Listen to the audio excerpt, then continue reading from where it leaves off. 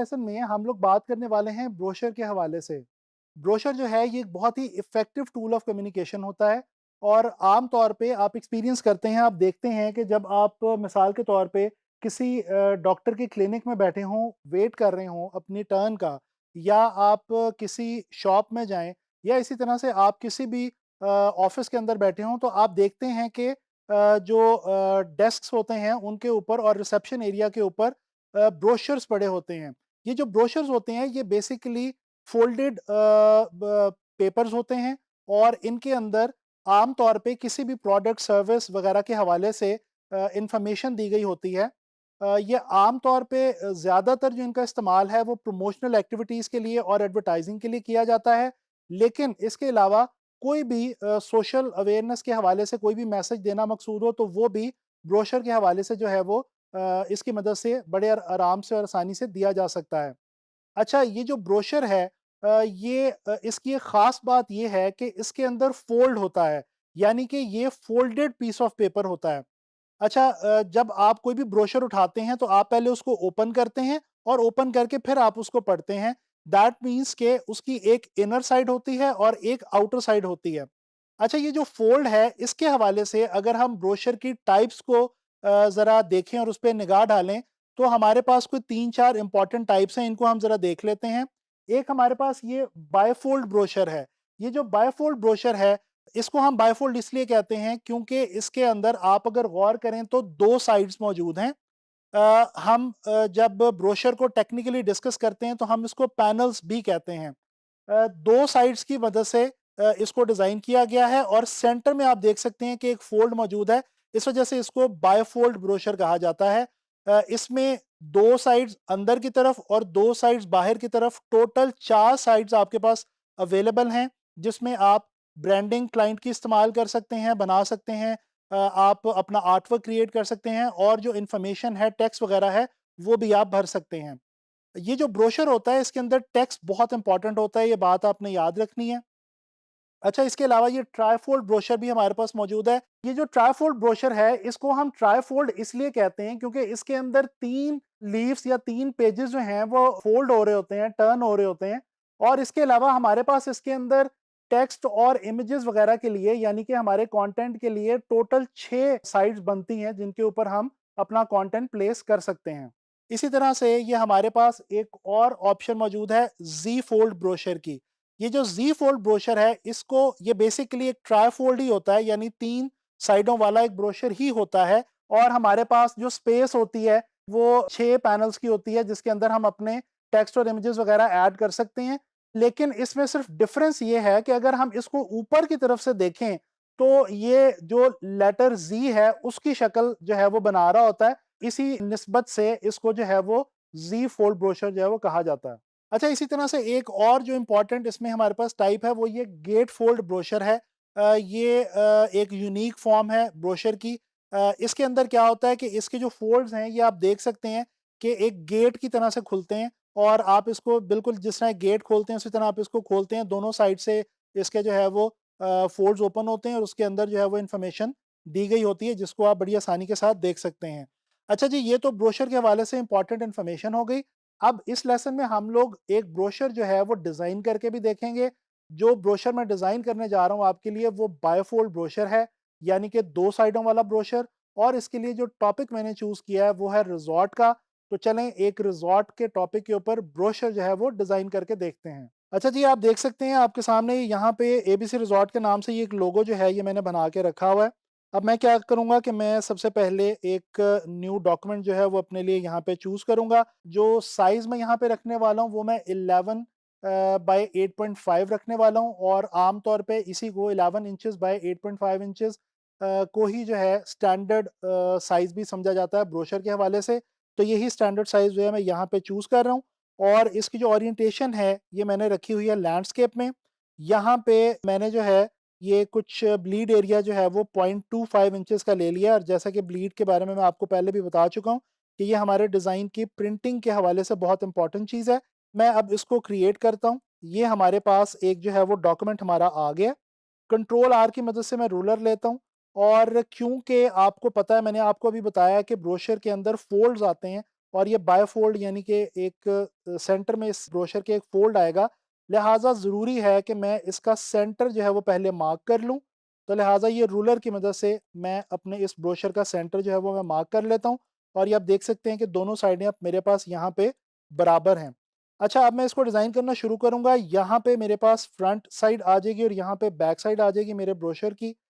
सबसे पहले मैं यहाँ पे एक जो है वो पूरे अपने आर्टवर्क एरिया का साइज़ का मैं एक जो है वो ऑब्जेक्ट ले रहा हूँ। इस ऑब्जेक्ट का कलर जो है वो मैं रखने वाला हूँ तकरीबन ऑरेंज के करीब। इसको मैं थोड़ा-सा चेंज करूँगा। इसको मैं 45 बाय 90 की जो है वो मैजेंटा और येलो की रेशो देता हूँ और ये हमारे पास एक जो कलर है वो आ गया है बैकग्राउंड के लिहाज से। अच्छा जी, अब मैंने क्या करना है, मैं यहाँ पे पेन टूल का इस्तेमाल करूँगा इस ब्रोशर के अंदर और यहाँ पे मैं एक एब्स्ट्रैक्ट सी कोई शेप जो है वो मैं यहाँ पे क्रिएट करना चाह रहा हूँ पेन टूल की मदद से। जिस तरह से ये देखें, ये मैंने एक जो शेप है ये मैंने यहाँ पे क्रिएट कर ली। अब इसको मैं यहाँ से आके जो है वो ग्रे कलर जो है वो दे रहा हूँ। इसी तरह से इसी शेप को कंटिन्यू करते हुए मैं यहाँ पे कुछ और कर्व्स और कुछ और कर्व्ड किस्म की शेप्स जो हैं वो यहाँ पे मैं ड्रॉ करने लगा हूँ। अच्छा, अब ये जो दूसरी मेरी शेप बनी है इसको मैं आके ब्लैक कलर जो है वो दे देता हूँ और इसके बाद अब मैं दोबारा पेन टूल लेके यहीं से कंटिन्यू करके एक और शेप जो है वो यहाँ पे मैं बनाऊँगा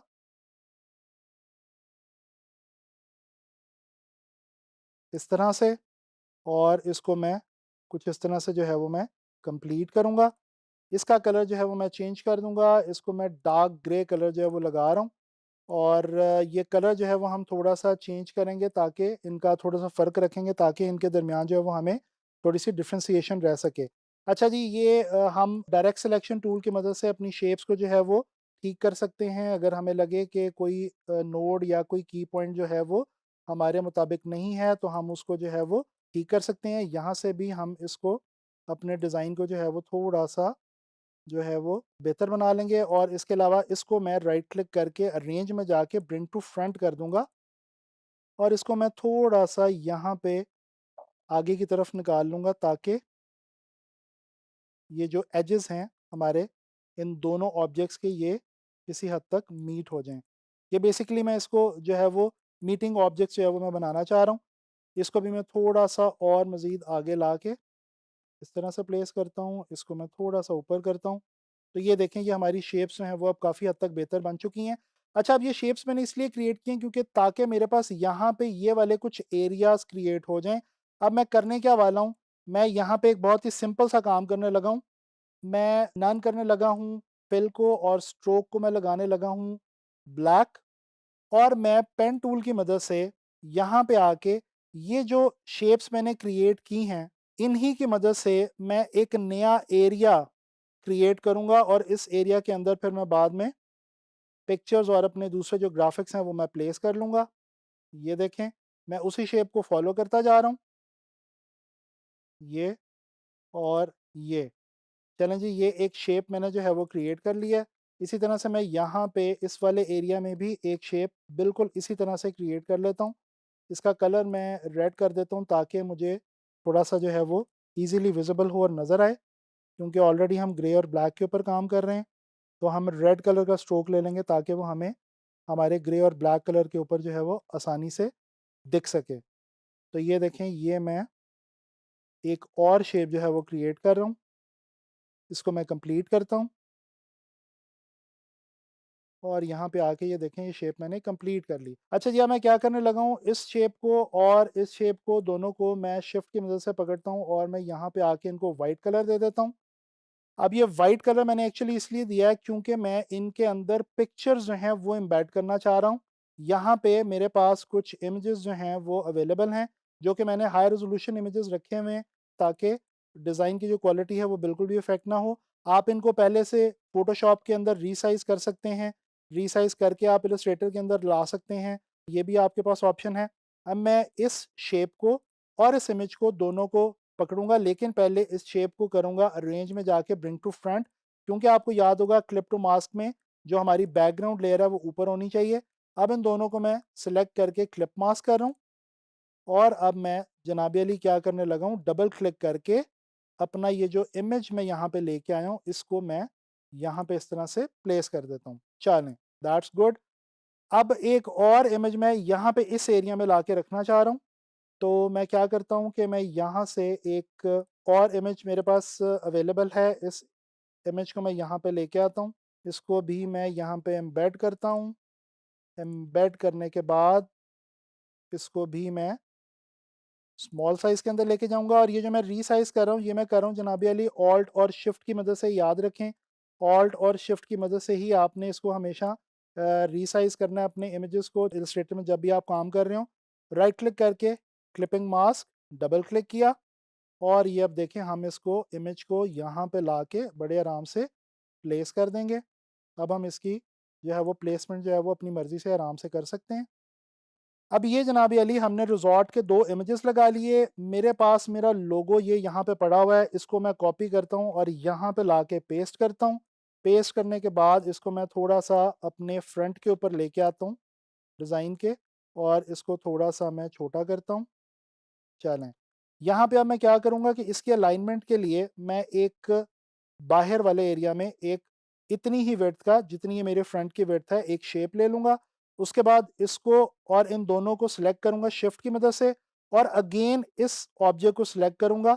अब ये मेरा जो ऑब्जेक्ट है ये मास्टर ऑब्जेक्ट बन गया है, तो अब मैं यहाँ पे आके जब अलाइन करूँगा तो ये मेरा जो लोगो है वो इस शेप के हवाले से अलाइन हो जाएगा। ये ऑलरेडी जो है वो इत्तफ़ाक़न हमने जब रखा है तो ये ऑलरेडी जो है वो सेंट्रली अलाइन्ड ही है, तो लिहाज़ा इसको मज़ीद अलाइनमेंट की ज़रूरत नहीं पड़ी।